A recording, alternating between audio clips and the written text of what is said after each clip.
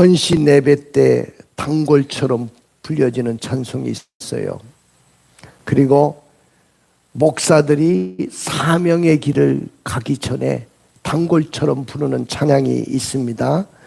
그 찬송 한번 불러보고 말씀 나누겠습니다. 323장 1절 마지막 절만 한번 부르겠습니다. 323장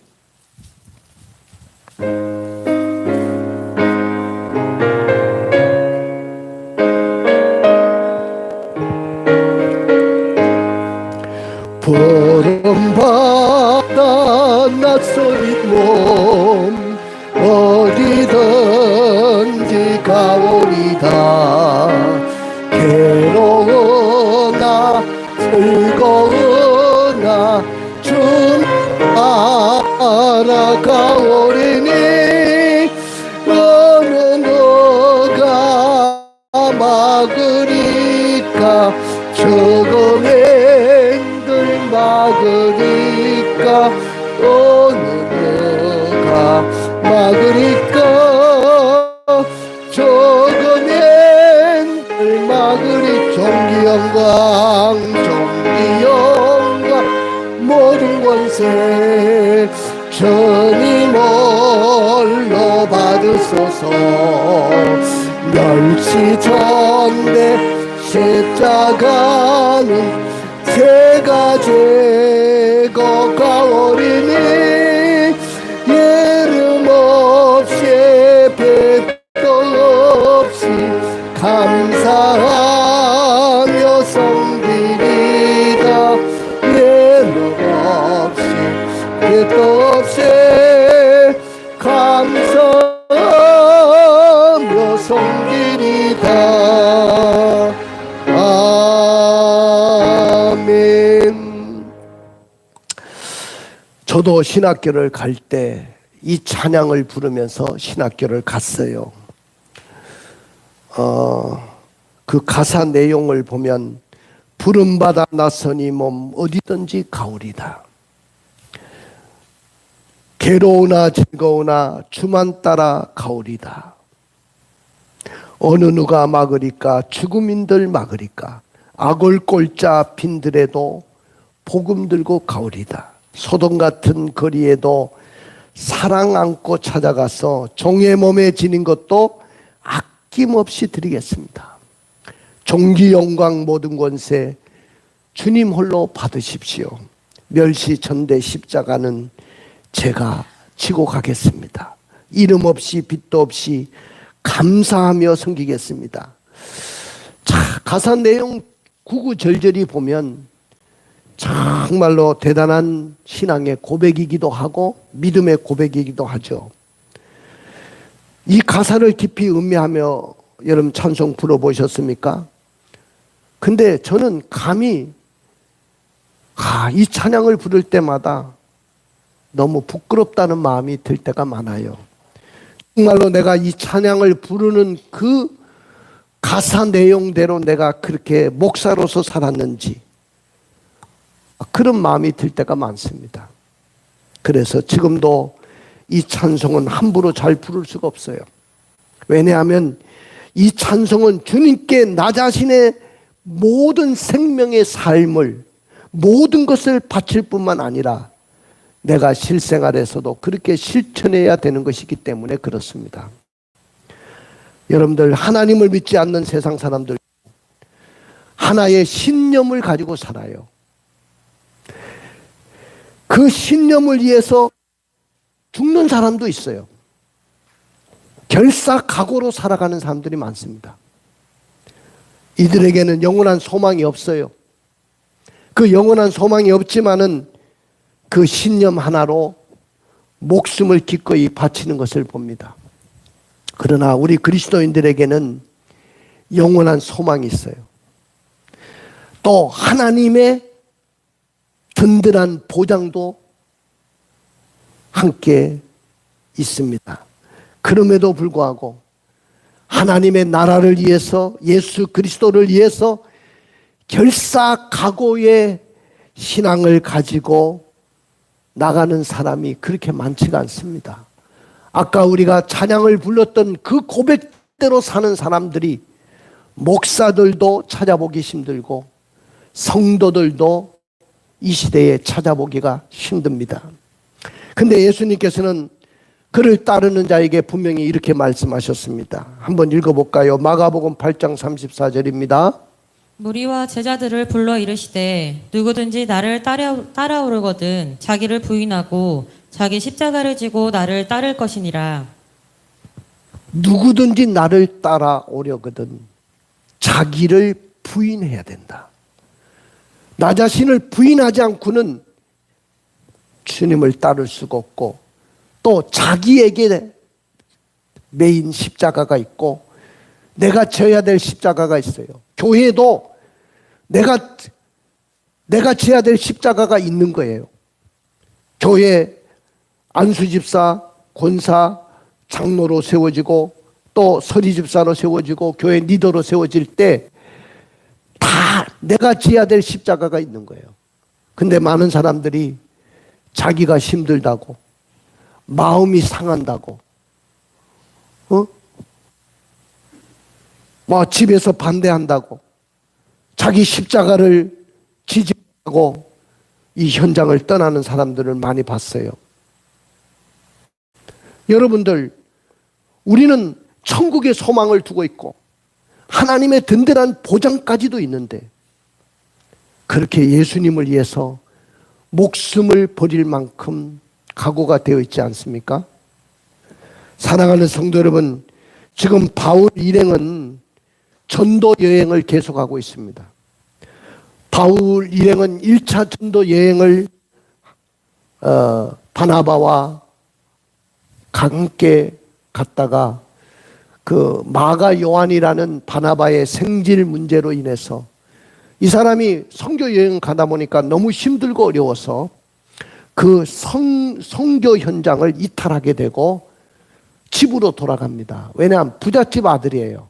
마가의 다락방 그 주인 아들이에요. 그러니까 부잣집 아이들은 선교지에 가서 고생하고 힘들게 살고 그 매를 맞고 온갖 풍랑을 당하고 핍박을 받는 것을 견디지 못하는 거예요. 그래서 이 마가 요한이 집으로 돌아가 버려서 참 마음이 굉장히 바울의 마음이 많이 상해 있었고 그랬는데 2차 전도 여행을 가는데 그렇게 중도에 이탈한 마가 요한까지 데려가자고 바나바가 막 주장을 하고 나옵니다. 자기 조카니까 우리 조카 다시 한번 데려갑시다. 그러니까 무슨 소리냐고 말이야. 선교 현장에 그것도 견디지 못하고 참아내지 못하는 사람을 나는 못 데려가겠다. 이래가지고 둘이 바나바와 바울이 심하게 다퉈가지고 그러면 우리 쪼개서 나갑시다. 그리고 바나바는 자기 생질 마가 요한을 데리고 가고 바울은 실라라는 사람을 선택해서 갑니다. 가는데 어느 날 바울이요 아시아에 가서 복음을 전하고자 굉장히 무척 애를 씁니다. 근데 애를 쓰는데도 이상하게 길이 막히고 성령이 허락하지를 않아요. 우리 한번 읽어볼까요? 사도행전 16장 6절 7절입니다. 성령이 아시아에서 말씀을 전하지 못하게 하시거늘 그들이 부르기아와 갈라디아 땅으로 다녀가 무시아 앞에 이르러 비두니아로 가고자 애쓰되 예수의 영이 허락하지 아니하시는지라. 그렇죠. 성령이 아시아에 가서, 여기 아시아는 지금의 아시아가 아니고 소아시아, 작은 아시아가 지금 티르케이, 터키 땅에 있는 그 지역을 말합니다. 그 지역에 가서 말씀을 전하려고 애를 썼는데 허락지 않았다는 거죠. 성령이 허락지 않고 또 무시아 앞에 이르러가지고 비두니아로 가려고 애를 썼는데 예수의 영이 허락지 않았습니다. 그런데 드로아라는 항구, 저도 작년에 성지순례 갔는데 그 예고도 없었어요. 근데 저는 성지를 쭉 깨고 있기 때문에 가이드보다도 오히려 제가 더 많이 공부를 했어요. 드로아라는 곳을 한번 가봅시다. 그랬더니 목사님 바쁘지만 가보겠습니다 해서 드로아 가보니까 옛날에 항구 자리인데 다 다 무너지고 폐허가 돼 있고요. 그냥 조그만 해수욕장이야. 근데 그 바다 너머가 바로 유럽이라고 하더라고요. 아, 바울이 여기서 찰싹거리는 그 파도 소리를 들으면서 밤을 자는데, 밤을 청하고 있는데 아마 잠이 안 왔을 거예요. 그런데 환상 중에 저 마게도냐 유럽 사람이 나타나가지고 여보시오, 여기 와서 우리를 도와주세요. 그 환상을 보고 오늘 그 배를 타고 그 유럽으로 건너갑니다. 그 건너간 지역이 어디냐면 빌립보라는 도시예요. 마게도냐의 첫 성이기도 하고 로마 사람들이 만들어 놓은 계획된 도시고, 로마의 퇴역군인들이 거기 와서 땅을 하사받고 정착했던, 거의 로마와 똑같이 만들어 놨던 도시가 바로 빌립보였습니다. 제가 보더라도 다 폐허가 되어 있는데 엄청난 큰 도시였다고 볼 수밖에 없었습니다. 그 도시에 가가지고 복음을 전하는데 그 누디아라는 사주장사를 만나서 교회가 만들어져요. 그런데 그 다음 이야기가 뭐냐면은 빌립보 교회가 세워진 후에 또 하나의 사건이 일어나는데, 어느 날 기도하는 곳으로 막 바울과 실라가 가다 보니까 귀신 들려가지고 점을 치는 아이가 하나 있었는데, 얘가 막 뒤따라오면서 소리를 지릅니다. 막 하나님의 사람이라고 막 그러면서 소리를 지르고 막 나는 당신을 압니다 그러고 막 그러고 소리를 지르니까 불쌍하잖아요. 점을 치는데, 귀신에 들려서 점을 치는데 돈은 그러니까 제주는 곰이 제주를 부리고 돈 먹는 그런 돈을 먹는 그 또 주인이 있어요. 그러니까 불쌍하니까 예수의 이름으로 명하노니 떠나가라, 이 아이에서 떠나가라, 물러가라. 그랬더니 귀신이 그 자리에서 소리를 지르고 나갔어요. 점을 칠 수가 없잖아요. 근데 이 아이를 고용해 가지고 이득을 얻고 복채를 다 가로챘던 주인들이 있습니다. 이러니까 바울과 실라를 고발을 합니다, 상관들에게. 그러니까 막 상관들 간원 앞에 데려가니까 막 얼마나 매우 쳐라. 그러니까 막 옛날에는요 범죄자들이 오면 막 매를 쳤습니다. 태형을 때립니다. 제가 보니까 저기 싱가포르에 가도 만약에 껌을 씹다가 이 인도라든지 도로에 껌을 뱉었잖아. 조심해야 돼. 싱가포르 가서 끌려가가지고 매를 맞습니다. 지금도. 옛날엔 사람이 직접 때렸어요. 근데 지금은 직접 때리지는 않고 기계가 때린다고 하더라고. 때리는 기계가 있어. 왜냐하면 사람이 때리면 감정이 있잖아. 그런데 기계는 감정이 없어. 그러니까 공정하게 맞는 거야. 그리고 벌금도, 예를 들어 껌을 버렸다, 껌을 씹다. 우리는 껌을 여사로 버리죠. 그리고 가다가 침 팍 뱉어버리죠. 거기는요, 예를 들어서 우리가 걸리면 아마 2, 3만 원 정도 벌칙금을 물 거예요. 그죠? 과태료를 물죠? 근데 거기는 껌 잘못 씹고 버렸다가는 50만 원. 50만 원 벌금을 물려버려. 그러니까 도로가 어떻게 했어요? 깨끗한 거야. 얼마나 깨끗한지 몰라. 그리고 밤에 돌아다녀도 누가 시비 거는 사람 없어. 제일 치안이 안정된 곳이 제가 보니까 싱가포르야. 유럽에도 가면 불안해가지고 못 다녀요. 근데 싱가포르는 그렇습니다. 여러분들, 그런데 매를 엄청나게 맞고 막 여기 수갑이 채워지고 발에 착고가 채워져가지고 깊은 지하 감옥에 들어갑니다. 제가 바울이 갇혔던 감옥에 들어가 봤거든요. 뭐 한 2평도 안 돼요. 아마 1평 정도 될까? 거기 2사람이 착고에 채워가지고 매를 두들겨 맞았죠. 이래가 감옥에 갇혀가지고 있는데, 그런 상황 속에서도 막 찬양하며 감사하며 영광을 돌립니다. 자, 여러분들, 하나님의 환상을 보고 유럽에 왔는데 왜 매를 맞고 오게 갇혀야 됩니까? 이게 말이 됩니까? 지금 우리 이기 속에 있는 우리 한국교회, 또 우리 교회가 이 영적인 암흑기를 극복하고 다시 부흥을 일으키려면 어떻게 해야 됩니까? 저는 코로나로 지나면서 한국교회가 이 정도밖에 안 됐나? 이야, 진짜 이 정도의 신앙으로 다 떨어졌구나. 아직 코로나 이후에 돌아오지 못하는 분들도 있잖아요. 그때 예배 안 나온 사람은 그 이후에 왔지만은 몇 번 나오다가 다 떠났어요. 난 누구라고 말은 하지 않아. 여러분들이 더 잘 알 거예요. 그러니까 여러분들, 오늘 제가 여러분들에게 이렇게 설교하려고 합니다. 모든 상황을 뛰어넘어 부러지져라. 따라해 봅시다. 모든 상황을 뛰어넘어 부러지져라. 여러분들, 우리에게는 여러 가지 상황이 옵니다. 힘들고 어려운 상황도 오고, 고달프고 고통스러운 상황도 오고, 또 뭐 반대로 기쁜 상황도 오고 행복한 순간도 올 거예요. 근데 모든 상황, 어떤 상황을 뛰어넘어 우리는 하나님 앞에 부러지지라는 말은 기도하자는 이야기죠. 하나님 앞에 나오자는 겁니다. 그러나 바울은 더 이상 모든 상황을 뛰어넘어 부러지질 수도 없고 복음을 전할 수도 없는 상황입니다. 그럼 왜 바울이 더 이상 복음을 전할 수 없었습니까? 육체적으로 많은 매를 맞고 감옥에 갇혔어요. 자, 읽어봐요. 16절부터 18절입니다. 우리가 기도하는 곳에 가다가 점치는 귀신 들린 여종 하나를 만나니 점으로 그 주인들에게 큰 이익을 주는 자라.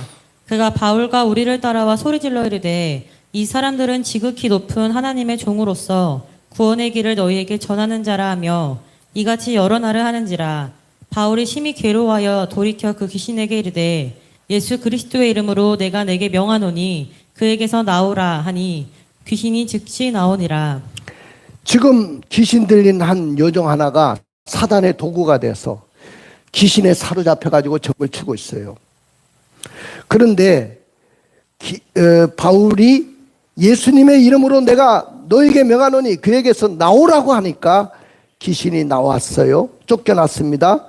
근데 문제는 여기서 끝나지 않고 19절부터 22절에 어떤 일이 벌어졌는가 읽어볼까요? 여종의 주인들은 자기 수익의 소망이 끊어진 것을 보고 바울과 실라를 붙잡아 장토로 관리들에게 끌어갔다가 상관들 앞에 데리고 와서 말하되 이 사람들이 유대인인데 우리 성을 심히 요란하게 하여 로마 사람인 우리가 받지도 못하고 행하지도 못할 풍속을 전한다 하거늘 우리가 일제 일어나 고발하니 상관들이 옷을 찢어버리고 매로 치라 하여.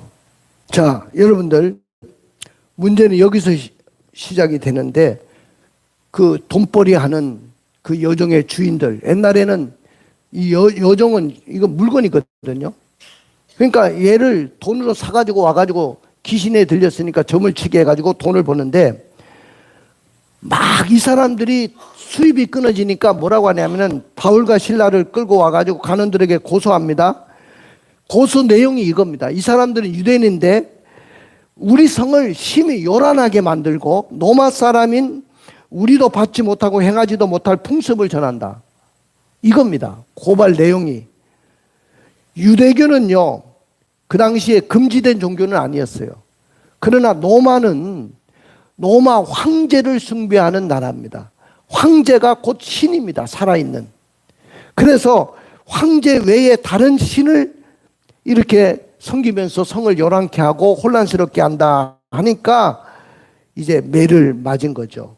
옷을 다 벗기고 매를 맞고 39대를 맞았을 거예요. 40에서 한 번 감한 매를 맞고, 근데 형이 여기서 끝나지 않고 23절에 보십시오. 읽어봐요. 23절, 24절. 많이 친 후에 옥에 가두고 간수에게 명하여 든든히 지키라 하니 그가 이러한 명령을 받아 그들을 깊은 옥에 가두고 그 발을 착고에 든든히 채웠더니. 깊은 옥에 가두고 착고에 든든히 채웠습니다. 감옥에 가니까 추웠어요. 배가 고팠어요. 온몸이 쑤시고 아팠습니다. 거기에 물도 없었습니다. 불도 없습니다. 거기에는 쥐들이 왔다 갔다 하고 정말 비참한 곳이었습니다. 옛날 감옥이니까 상상할 수 없는 그런 곳에 그들은 버림을 받았던 거죠. 돈도 없고 변호해 줄 사람도 없고 도와줄 이도 아무도 없고 자기의 억울한 것을 호소할 사람도 없습니다. 감옥입니다. 칠흑같이 어두웠습니다. 하나님의 응답을 받고 빌립보에 가라고 와서 왔는데 왜 나를 이렇게 매를 맞게 하고 감옥에 갇혀야 되는지 이해가 되지 않았습니다. 바울과 신라는 원망과 불평이 생길 수밖에 없었어요. 하나님 앞에 마음에 원망과 불평이 생길 수밖에 없었습니다. 하나님, 도대체 또 하나님이 이해가 되지 않았어요. 하나님이 이해가 안 되는 거야. 왜 하나님이 나를 이곳에 인도해가지고 불쌍한 여자아이 내가 구원해 줬는데 그게 뭐가 잘못됐다는 말이냐는 거죠. 도대체 내가 환상을 본 것이 잘못됐냐 말이요. 이 마게도냐 사람이 나를 도와달라고 해가지고 와서 도와달라고 해서 건너왔는데 이 환상을 보고 왔는데 왜 나에게 이런 어려움이 왔느냐는 거죠. 사랑하는 성도 여러분, 예나 지금이나 복음을 전하는 현장에는 흔히 볼 수 있는 일들이 일어나는데 핍박. 옛날에 미국의 선교사가 한국에 와서 복음을 전하는데 창녀촌에 가서 복음을 전했어요. 그랬더니 파란 눈을 가진 그 선교사가 와가지고 막 창녀촌에 와서 막 복음을 전하니까 자신들의 영업에 방해되잖아. 그러니까 포주가 와가지고 칼로 선교사를 찔렀어요. 이런 일들이 복음 현장에는 얼마든지 일어납니다. 그럼에도 불구하고 최악의 모든 상황을 뛰어넘어 부르짖고 찬양을 했습니다. 하나님은 최악의 모든 상황 속에서도 부르짖고 찬양하고 또 하나님 앞에 기도하는 그 바울과 신라를 찾아가시고 빌립보 감옥까지 찾아가셔가지고 그 상처를 어루만져 고쳐주시고 발과 손에 찼던 쇠사슬과 또 수갑을 풀어주시고 옥문을 열어주시고 자유의 몸이 되게 하시는 분이 바로 우리 하나님이십니다. 하나님은 전능하신 하나님이에요. 복음의 능력은 최악의 모든 상황을 뛰어넘는 능력입니다. 우리 한번 읽어볼까요? 사도행전 1장 8절입니다. 오직 성령이 너희에게 임하시면 너희가 권능을 받고 예루살렘과 온 유대와 사마리아와 땅끝까지 이르러 내 증인이 되리라 하시니라. 성령이 임하면 권능을 받고 예루살렘과 온 유대와 사마리아 땅끝까지 주님의 증인이 되는 것이 복음의 능력입니다. 최악의 상황 속에서 바울은 어떻게 하나님이 역사해 주시고 어떻게 했고 하나님은 어떻게 역사했습니까? 자, 첫째는 최악의 상황 속에서도 감사하며 부르짖어 기도를 드렸고 하나님을 찬송했어요. 자, 우리 25절 읽어볼까요? 한밤중에 바울과 신라가 기도하고 하나님을 찬송하며 죄수들이 듣더라. 할렐루야! 최악의 상황이잖아요. 복음을 전하다가 한 불쌍한 아이를 고쳐줬다가 옥에 갇혔단 말이죠. 그리고 매를 맞았어요. 피투성이가 됐어요. 손에는 수갑이 채워져 있고 발에는 착고가 채워져 있어요. 누구 하나 변호해 줄 사람이 없어요. 이런 최악의 상황 속에서도 오늘 바울과 신라는 하나님 앞에 감사하며 부르짖고 기도했고요. 하나님을 찬송했습니다. 할렐루야. 여러분의 기도 소리가 자신도 모르게 밖으로 흘러나갈 정도로 부르짖어 봤습니까? 우리는 복음의 능력, 예수의 능력, 성령님의 능력이 어떤 것인지 경험해 봤습니까? 최악의 상황을 최상의 환경으로 바꿔주시는 그 하나님의 능력을 여러분들 경험해 봤습니까? 찬송은 아무나 하는 게 아니에요. 승리자에게 찬송이 있는 거예요. 하나님의 자녀된 자에게만 찬송이 있는 거예요. 불안하고 고독한데 어떻게 찬송할 수 있습니까? 전날의 한숨이 변하여 나의 기쁨이 되었고 전날의 두려움이 변하여 나의 기도가 되었다고 우리는 찬양을 하면서도 진정한 찬송을 해봤습니까? 그 다음에 두 번째는 최악의 상황 속에서도 부르짖고 찬양할 때 하늘의 기적이 일어났습니다. 26절을 읽어볼까요? 이에 갑자기 큰 지진이 나서 옥토가 움직이고 문이 곧다 열리며 모든 사람의 메인 것이 다 벗어진지라. 최악의 상황 속에서 부르짖고 찬양하니까요, 어떤 일이 일어나냐, 기적이 일어나는데 막 지진이 일어나가지고 옥문이 막 흔들리고 문이 다 열렸어요. 그들의 손에 있는 수갑이 다 벗어지고 착고가 벗어졌습니다. 기적이 일어났습니다. 이런 상황이면 많은 죄수들이 탈옥을 해야 되는 상황이었어요. 여러분들, 자연 속에 기적을 주시는 분이 바로 하나님이셔요. 기도하면 여러분들의 삶 속에도 정말로 억울하고 힘들고 꼼짝도 할 수도 없는 상황이지만은 이런 기적을 베풀어 주실 줄로 믿습니다. 나는 여러분들이 기적의 주인공이 되기를 원합니다. 그리고 최악의 상황 속에서도 부러지셨더니 한 영혼을 구원하게 되죠. 여러분들, 죄수들이 다 나간 줄 알고 잠자다가 벌떡 일어나 보니까 문이 다 열리고 죄수들이 막 수갑이 다 채워졌던 것이 다 풀어진 것을 보고 난리가 났어요. 죄수들이 다 탈옥했구나. 그 당시에 간수에게 맡긴 죄수들이 탈옥을 하면 간수들은 능지처참이요. 그냥 다 죽이는 거예요. 그냥 그 자리에서 볼 것도 없어요. 그런데 그래가지고 억울하게 내가 죽는 것보다는 내가 자결하겠다 하고 그 옥문이 열린 것을 보고 27절 읽어봐요. 간수가 자다가 깨어 옥문들이 열린 것을 보고 죄수들이 도망한 줄 생각하고 칼을 빼어 자결하려 하거늘. 예, 자결하려고 했죠. 그때 바울이 뭐라고 합니까? 28절에 바울이 크게 소리질러 이르되 내 몸을 상하지 말라 우리가 다 여기 있노라 하니. 우리가 다 여기 있으니까 네 몸 상하지 마라. 우리 탈옥하지 않았다. 도망가지 않았다. 그러니까 걱정하지 마라. 여러분들, 이것이 진정한 그리스도의 몸. 간수는 깜짝 놀라서 등불을 달라고 해서 확인한 다음에 무서워 떨면서 바울과 실라 앞에 무릎을 꿇고 딱 엎드립니다. 그러면서 뭐라고 했습니까? 30절 읽어봐요. 그들을 데리고 나가 이르되 선생들이여 내가 어떻게 하여야 구원을 받으리까 하거늘. 그리고 31절에 이르되 주 예수를 믿으라 그리하면 너와 내 집이 구원을 받으리라고. 선생님, 어떻게 내가 구원을 받겠어요? 내가 이 모든 상황을 보니까 선생님들은 정말로 대단한 분들인데, 선생님 죄송합니다. 어떻게 해서 구원을 받겠습니까? 주 예수를 믿으라. 그리하면 너와 내 집이 구원을 얻으리라. 할렐루야. 오늘 이 최악의 상황 속에서도 모든 상황을 뛰어넘어 기도하고 부르짖고 찬양했더니 한 영혼이 돌아오고 그 가족 전체가 예수 믿게 되고 빌립보 교회가 시작이 된 겁니다. 사랑하는 성도 여러분, 우리는 하나님의 응답을 받고 가는 길에도 어려운 상황이 기다릴 수 있을 수도 있습니다. 그러나 우리는 그 상황이 무엇인지 알 수 없어서 고민하고 갈등할 때도 있습니다. 어떤 상황이 오더라도 그 상황을 뛰어넘어 하나님 앞에 기도하면 기적이 일어날 줄로 믿습니다. 나는 여러분들이 기적의 주인공이 되고 역전의 주인공이 되기를 주님의 이름으로 축복합니다. 할렐루야. 가슴에 손을 얹고 눈을 감아 보십시오.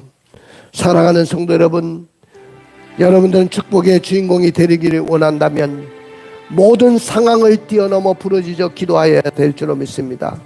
축복의 비결은 모든 상황을 뛰어넘어 부르짖어 기도하는 것입니다. 결심도 중요하고 실천하는 것도 중요하지만 들어도 실행하지 않으면 의미가 없어요. 모든 상황을 뛰어넘어 부르짖어 기도합시다. 우리 교회가 다시 복음 전도 운동이 일어나서 부흥을 일으키려면 어떻게 될까요?